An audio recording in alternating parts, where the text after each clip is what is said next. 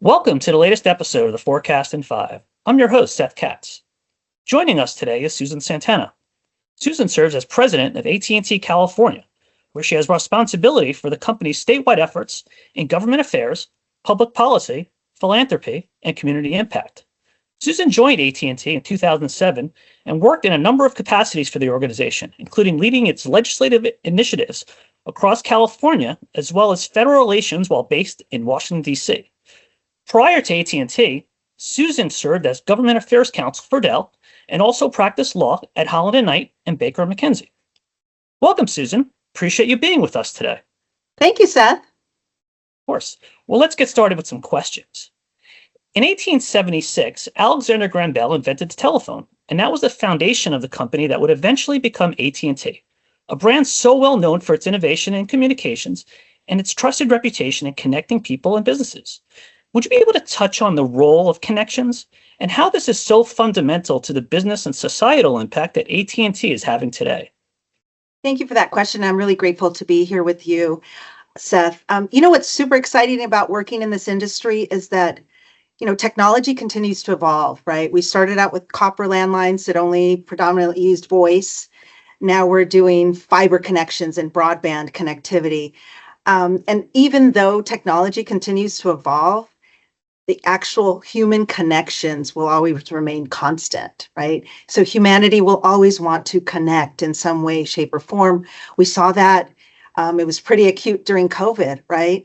And not only did we want to hear each other, but we wanted to see each other. And that's what the beauty of broadband connectivity, making that human personal connection. Think about all the birthdays that were celebrated, all anniversaries, holidays, because broadband and connectivity is not just for work anymore. Right, it's really what drives our existence in a modern society, and if you think about everything we do today, technology is really at the core and at the center of it. So that's what I think has been the most impactful thing that a company like AT&T has done, is just ensuring that human connectivity, that tissue remains connected.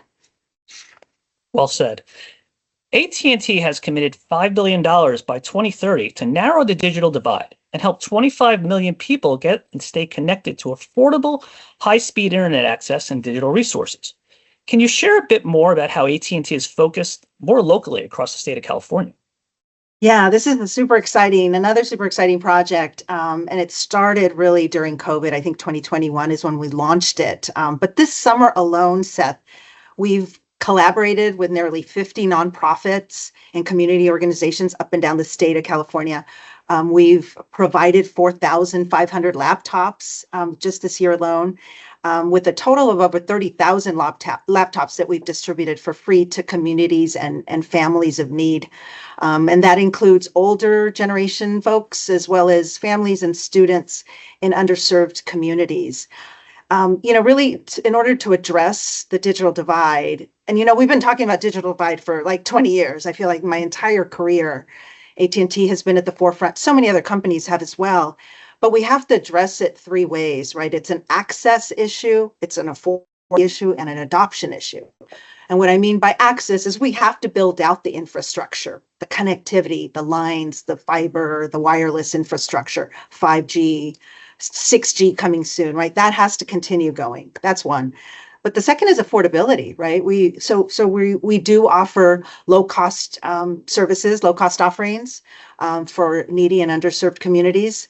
But through this collaboration with nonprofits, we actually give the laptops for free. So that's on the affordability side. And then there's the adoption element. So you could have the access, you can build out the network, you can make it affordable, but if folks don't see the need or the importance of being online or being on the internet, then it's all for naught. So we're really really focused on these connected learning centers, where not only do we provide the access and it's affordable, think of computer labs, but on steroids. We also provide the training, the digital literacy for folks who might not have a comfort level with technology or with computers. And that's what we've been doing, and we're getting there. But it also takes a collaboration, because we can't do this alone. The collaboration needs to be not only with the industry, with nonprofits, but with government, right? And so this is an all hands on deck in order to address the digital divide. And hopefully we're not going to be talking about it, 20 years from now. Yeah. Thanks for sharing that, Susan. AT&T serves nearly 2.5 million of the largest companies worldwide, government agencies as well as small businesses. With the fourth largest economy in the world, over 4 million small businesses across the state contribute to help California's economy thrive. What are some ways that AT&T remains committed to helping small businesses have the resources they need to grow? That's a great question. So let's start with the fact that uplifting small business has always been a key component to AT&T's business model. Back in 1968, we actually were one of the first companies to launch a supplier diversity, supplier inclusivity program. The current supplier inclusivity program targets small business in 4 different ways. There's 4 pillars to it. The first is supplier advocacy. So this means working with small businesses, coaching them, mentoring them so that they have the proper support to continue to grow. The second pillar is working with prime suppliers. So we have larger strategic partners and ensuring that they are working with small businesses, ensuring that they also have a pipeline directly supporting small business. And then we as a company attempt to buy local as much as possible, right? We have offices spread out throughout the country. We have 140,000 employees nationally, 15,000 in California. And so there are opportunities through events or for office, opportunities, parties or celebrations, right, to buy local. And there is a focus on buying local. And then the fourth pillar has to do with financing, right? Ensuring that small businesses have the proper financing by leveraging AT&T's credit. So in a way that benefits them. So those are the 4 areas. I'll give you one example. In California, we worked very closely with a wonderful little winery, Iron Horse, in Sebastopol, in the Mendocino, Napa area.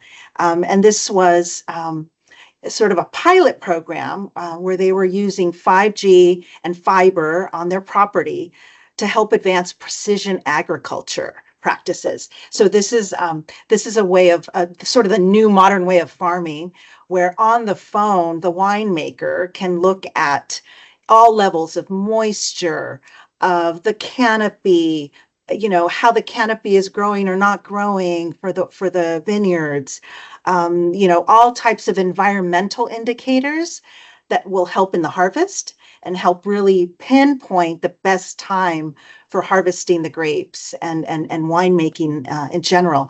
And so I had the opportunity to go see this winery. It's fascinating what they're doing. It's sort of one of its kind, but they're also partnering with Cal State Sonoma and that university in terms of using that as a lab for students to learn the future of winemaking. So that's an example of where we partnered with a small business and really to help it grow. And then to share all that knowledge with the academic community and students that are interested in this profession. Excellent. I appreciate you sharing that example.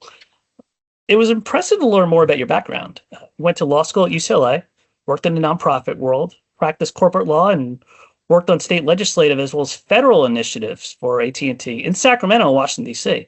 How did all these experiences have an impact in preparing you for your current role where you're overseeing AT&T's business operations across an entire state?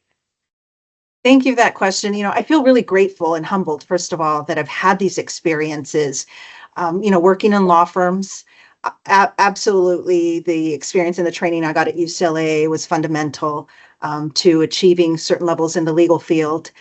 Working in nonprofit, and the types of skills that you gather when you put all those together really are collaboration, right? Because business is truly a team sport. And so I have the ability to talk with legal, talk with our network, talk with our security team, our external affairs team. But being curious is also part of this, right? And in each of those new roles, as I started them, my first question was, okay, how does this work? What am I supposed to do? And how can I advance our goals to be successful? But also being able to feel confident and comfortable in challenging the status quo. Because sometimes the way things have always been done is not the best thing for the customer or it's not the best thing for the business plan. So being able to question, obviously in a respectful, elegant way, but be able to question like, hey, why are we doing this in this particular way? Maybe there's a better process or a better way of looking at it. But I think all those past responsibilities, all those past positions that I've been in, both in DC and here in Sacramento, have enabled this curiosity and this ability to collaborate and remain grateful along the way. Excellent. Since we have a number of UCLA Anderson students watching who are determined to move into a senior executive capacity as you have, are there any helpful pointers you might be able to share with these aspiring leaders? I think about this a lot because I love talking to students, but I would say to the UCLA students that are listening or tuning in that you've already accomplished the first step, which is going to UCLA, right? That's already like first check. You're accomplishing attending a national powerhouse, a nationally recognized powerhouse like UCLA. So that's the first thing. So you guys are already, in the door, if you will.